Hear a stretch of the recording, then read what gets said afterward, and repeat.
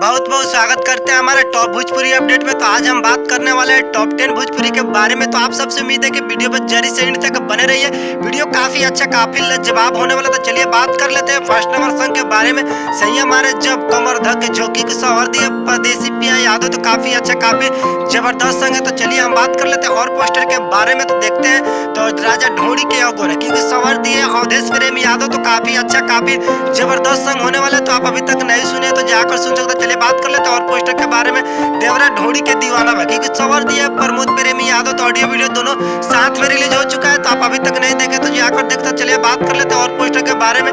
कमर हिलेला क्योंकि सवार दिया विनय चौहान एंड शिल्पी राज, तो काफी अच्छा काफी जबरदस्त सॉन्ग है। तो चलिए हम बात कर लेते हैं और पोस्टर के बारे में।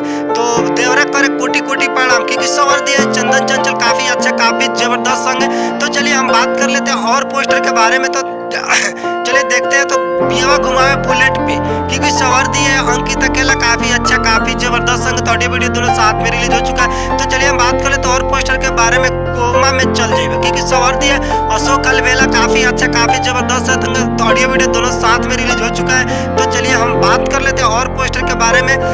पाव के छागल क्योंकि सवार दी है रितेश पांडे एंड शिल्पी राज, तो काफी अच्छा काफी जबरदस्त संग होने वाला है। तो चलिए हम बात कर लेते हैं और काफी इंटरेस्टेड काफी जबरदस्त पोस्टर के बारे में।